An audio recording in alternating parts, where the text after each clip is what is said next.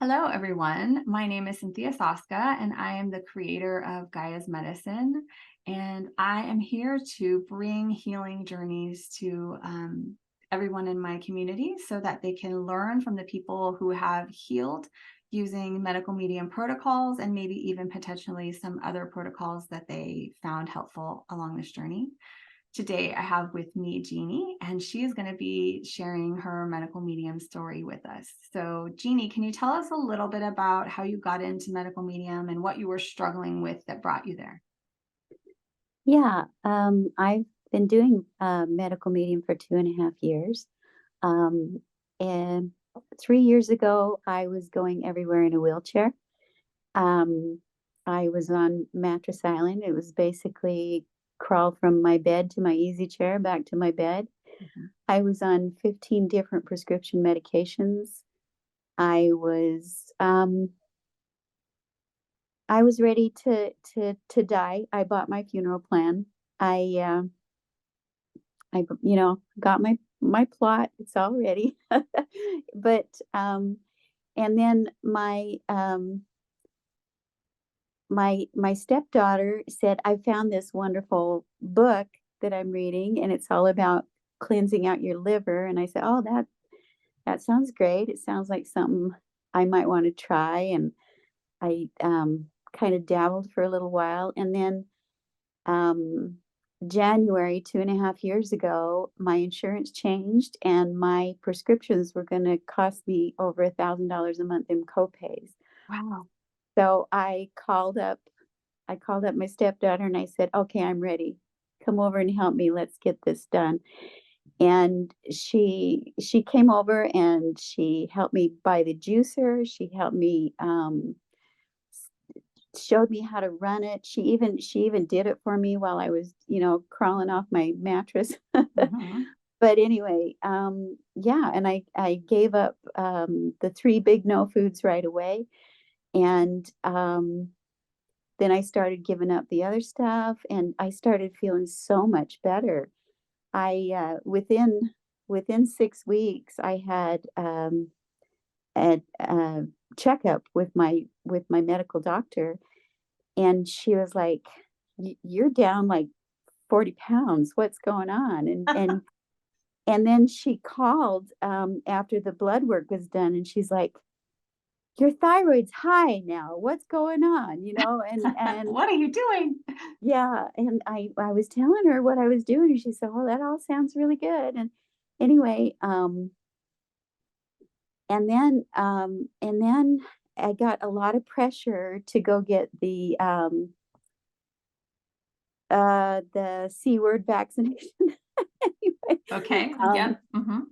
and I did, and it just put me under. It nearly killed me. Anyway, um, and all my symptoms came back. The chronic fatigue started hitting just hard. Yeah. Anyway, so I fought my way back from that. I think I'm still kind of fighting that. But I can't tell you how many symptoms are gone, and all the prescriptions are gone. That's And amazing. and I'm down 140 pounds. And Wow. I I've gone from going everywhere in a wheelchair to playing pickleball. And um I'm feeling so much better. I'm still working on a couple of symptoms, Mhm. but I those are the heavier neurological ones, and I know they're going to take some time. And so I have just the first day of spring, I went on a 28-day cleanse, and I also finally took out salt, Uh-huh. and that seemed to really make a difference. So all fats and all salts, those are the bonus items, the no Right. foods, right? Right. So yeah, so I'm still struggling with a few symptoms, but you know, I've cured or I've healed things that the doctor said you can't do that. Hmm. Hmm. Diabetes, thyroid disease, the list goes on, IBS, all of them. It just goes on and on. Hmm. Chronic sinusitis. I mean, I had a list of symptoms crazy long. So that I'm down to 4 or 5 is a miracle. So Yeah. Yeah. Wow. What an incredible journey. And what it must have taken for you to get to the point where you said, okay, I'm ready. Right. Like that financial cost of $1,000 a month. I mean, that's crazy ridiculous for, what is supposed to be healing you, which I'm guessing was just masking your symptoms and keeping you sick. Right. exactly. That And merry-go-round, that merry-go-round of here's a prescription. Oh, you have a side effect. Oh, here's one for that. Oh, mhm, that gives you a side. Oh, here's another one. It's just a mhm, merry-go-round, and yeah. it's yeah. So Yeah, prescription medication is very much just a band-aid, in my opinion. It's not really helpful. It's just masking what our body is trying to tell us. Our body is doing those things for a reason. It's actually very important that we get those signals and we listen to them so that we can make changes. So yeah, I'm so happy that you were able to get off all that medication. And you said you lost 140 pounds. That's like a body, right? Like a whole that person. is, That's yeah. amazing. So now that you're like not in a wheelchair anymore and you're up and about playing pickleball. And this is in 2.5 years. Now, 2.5 years might seem long to some people, but for someone who's lived the life that you lived, that probably seems a little like a blink of an eye for you. Just because it's so different than the way you live the rest of your life, I'm guessing. My chronic fatigue started when I was 7. Yeah. So, Mhm. 58 years uh, Yeah. ago, so yeah, 2.5 years. I was fully prepared that it would take years. Mhm. When I started medical meeting, I can't remember, and I wish I knew who could cite it and where they think that AW said it, but something like it was like a good clock would be like 1 month for 1 year Mhm. of how long you've How long had you the suffered. symptoms. Mhm. Yeah, so I'm like, well, 58 years, that's 58 months. That's almost 5 years. So, I was fully prepared that it might take that long or longer. Yeah. So you're way ahead of the curve. You're doing amazing. Yeah, that's really quite the healing journey. I'm just so excited that you were able to heal all those things for yourself and that you had support. Like I said before we got on the call, I was talking about how once you get to Mattress Island and you really feel like there is no hope. You literally said you got your plot, right? That really shows that you were out of hope. You didn't think that you would ever heal. You just sort of thought, well, this is it. This is going to be the rest of my life until it's over. And to go from that to this life that you're living now is amazing. And to have the support of you said your stepdaughter. Yeah. Yeah. To have the support of your stepdaughter come over and juice for you and bring you all the tools that you needed. And yeah, that's really amazing because we all need people like that at certain points in our journey when we just can't do it for ourselves. When you get down so low where you can't get out of bed, you really can't make the food for yourself because it is quite intensive, honestly, to do all the juicing that needs to be done and all the cooking that needs to be done. And I do not love cooking and I'm not a fabulous chef. So I tend towards raw fruits and vegetables just because I don't like to cook. Yeah. Whatever's the easiest for me is always going to be what I'm going to eat. So I love very simple foods. I don't like a lot of spices and dressings and nah, I just don't. So this lifestyle is perfect for me. It's not perfect for everyone because there are a lot of people who are foodies out there and really love to cook and feel really very restricted at the thought of eating this way. But how were you on the continuum of cooking versus not cooking before this? Well, on Mattress Island, you don't do much cooking, but uh, I have had some fun experimenting with different things, but I'm really not a good recipe follower. I will try one, and then I'm like, oh, this is too labor intensive, and Yeah. eh, eh, you know. So when I can find easy stuff, I just posted the other day my potato noodles. Oh, Um, yeah, I just in it. They made a great pasta. I. So that you, of sounds course, delicious. pour some spaghetti sauce on and you're ready to go. But Nice. yeah, that's kind of how I do it. And I don't cook a lot. I do a lot of smoothies, a lot of just steamed veggies. If I just feel like for lunch today, I just had some steamed asparagus and broccoli. Hmm. A big Yeah. plate, a big Uh-huh. plate, Yeah. Mhm. Yeah. I think some people are, it's hard for them to get the portion size right because they're used to having this much vegetables. In reality, they need this much vegetable, especially when that's all you're eating, right? Yeah.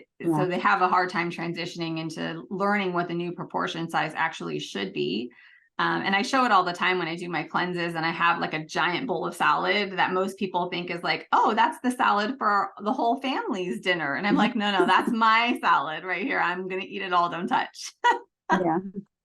Yeah, so I think it's definitely a transition for sure, getting used to that and just making sure that you're eating enough, um, especially if you don't love the food, right? Like I try and help my mom because she's got a lot of health issues, and so I'm trying to tell her what to eat, and she's like, "But I don't like smoothies." I'm like, "Oh gosh, okay, let me think. What else can? Okay, well, can we eat this kind of fruit or this kind of fruit?" And it's it can definitely be difficult for people. Did you run into any issues like that yourself where you were If just, I if I eat often enough is the critical thing. I okay. just, I'm eating like every hour and a half, 2 hours, Hmm. just something.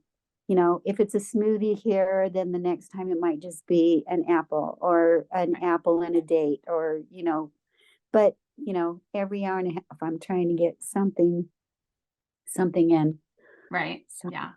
I often bring snacks with me. I have like a little I lunch do bag that I take with me everywhere I go because every me it's just so too. much easier to have it with you. Then you don't have to worry about like, am I going to be able to find something that I can eat while I'm out? And I don't go Yeah. out a ton, but enough that it's useful to have snacks in my bag. And I still bring, um, I still have some packaged food. Like I'll have like a dried mango bar or something like that, where it's just one ingredient mango. Those kinds of things that don't go bad that I can leave in my purse so that like the next time I forget to bring my lunch bag or whatever, I've got something with me. Yeah. Because yeah, I've been known to leave bananas in my purse. And that doesn't work out so well for the purse or the banana, I guess, for that matter. But I have little food bag. I do most of my food prep in the morning. I'll make several smoothies and I just keep them in the fridge, take them with me, you know. So yeah, yeah. Well, that's amazing. So, the other question that I have for you is, did you have any trouble with other people on the journey? You know what I mean? Where other people yeah. see what you're doing and they think that's not good for you. Don't eat that. You mean don't eat the Oh, healthy fruits and vegetables I'm eating? yeah, That yeah. kind of I thing. actually I actually had a nutritionist tell me, "Oh, you're eating potatoes? What? You're eating all that fruit? That can't be good for you." And so Mhm. Yeah. yeah. Yeah. I just posted this the other day, fruit heals, and um, I actually got a little bit of backlash from it. I think because I was saying fruit heals, I had met someone who was telling me about how she was going through an integrative nutrition program, and um, she had been through cancer. And so she really wanted to learn what she needed to learn so she could help other people. So she was becoming a health coach, and she was saying how bad it was to eat fruit because it feeds the cancer. And in my head, I'm thinking, I really need to say something right now, but I don't, like this is not the hill I'm going to die on right now with this person. Right. So I kept it to myself, but I posted it later because I really want people to understand that sugar is not the same thing as the glucose. Like what she compared it to was the glucose that you drink before a scan for your cancer, that Yeah. toxic Corn syrup. bottle of Yeah. disgustingness that they make Yeah. you drink, or like when you're testing for gestational diabetes or something, Yeah. which Yeah. I had to do it. I Yeah, had to but do it too. yeah, but so she was comparing it to that, saying, yeah, well, that they give you that to drink, and that goes to where all the cancer is, and that's how they know. Well, yes, but that's not exactly how the sugar from fruit goes in your body, right? It's not the same thing. Otherwise, they would give you an apple to eat before that test, right? And just trying to explain the difference between, processed sugar and toxic things like that versus an I, apple was just like, you know, I get questions like, or I get comments like, well, you have to have fat in your diet. Your brain has to have fat. Or I get, how long before you can eat normal again? Or, yes, or, um, yes. you know, just, just things like that. My family is always asking me, well, are you on a cleanse right now? Can you just eat whatever you want? And I have to keep reminding them, like, no, I'm not on a cleanse, but I still don't want to eat that cheesy casserole you just made. Like, yes, there's potatoes in it, but there's also cheese all over the top of it. No, I don't want to eat that. Like, I will eat some meat. I eat meat for dinner. I'm not a vegan. So, I find that my body feels a little bit better when I have some protein in the evening. So that's what I do for myself. But I was vegan for many, many years and I was really, really sick. In fact, it made it worse. And it's because I was eating so much fat as a vegan, because I was eating a lot of nuts. I was eating a lot of avocado. And like you were saying, there's a ton of health experts out there that talk about how your brain is made of fat and how you really need fat for your body and to think clearly, and it's just super healthy and you got to do it, and and yeah, I just remember being a vegan and being super sick because I was eating so much fat. And as soon as I stopped being vegan, I was like, okay, well, this is not helping, because I went vegan because I thought, oh, I'm going to get healthier. I'm going to fix this problem that I'm having right now. It wasn't about the bugs and the bunnies, although I do love animals a lot. And I do find it really hard to eat meat that looks anything like what it came from. I grew up on a farm and I have a whole story about how my mom made me eat my pet lamb. Oh And no. so I've got some weird food issues when it comes to meat, but I went vegan for health reasons because I thought it would really help me heal my body. And like I said, it ended up making it worse. And it was because I was eating a ton of fat. I don't consider myself vegan, of course, because Yeah. I eat tons of honey to Yeah. start with. Yeah. And then I'm not eating meat right now because of the fat.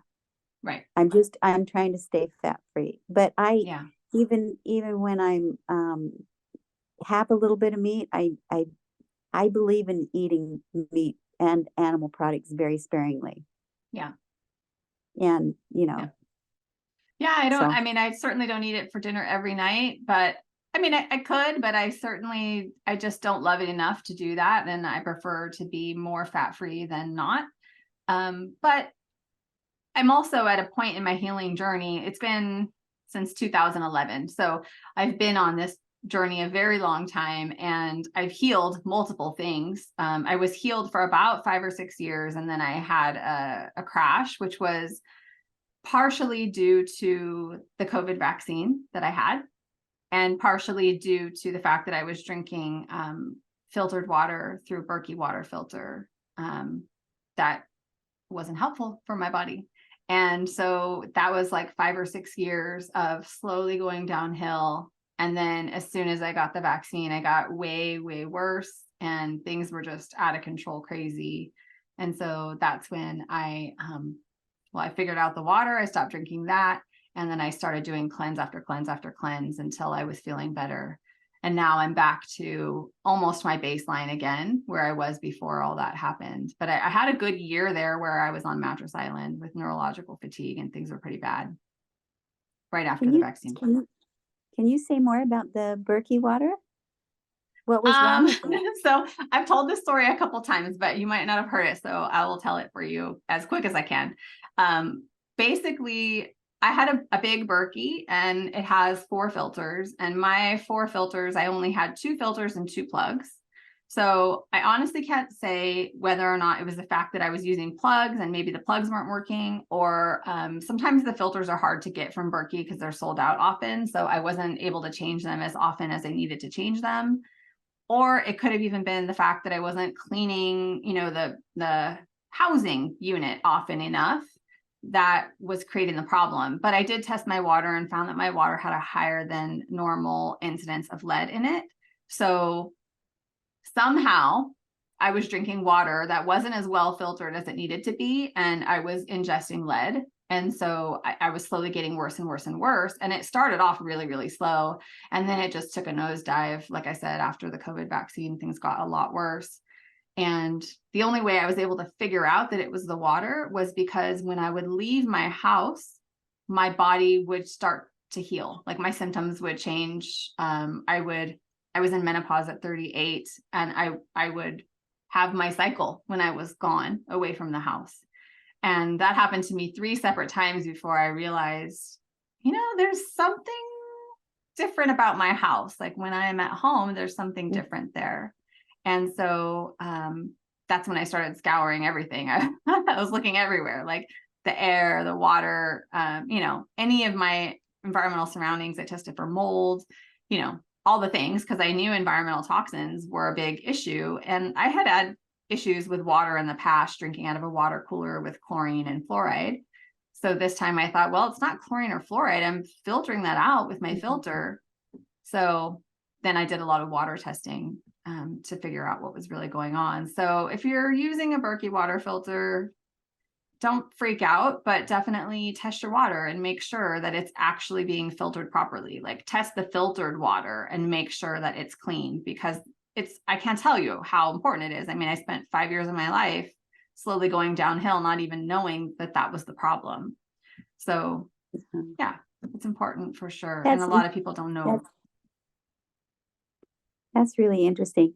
I have a friend that's just not getting better, and they're using a Berkey. And they did take it apart and see that some of it was rusty and stuff. Okay. Anyway, I buy RO water from the store. Yeah, we do too. We buy RO water for my family, and then we have a whole house filter that filters all the water for our house and our garden. And then I drink Mountain Valley spring water, because even the RO water for me isn't as good as the spring water. The spring water is really helpful for me. So I drink the Mountain Valley, comes in like a green glass bottle. It's one of the ones that Medical Medium recommends. It comes from, I think it's the Arkansas mountains, the Ouachita Mountains. So that's what really helps me. And I drink a lot of that water.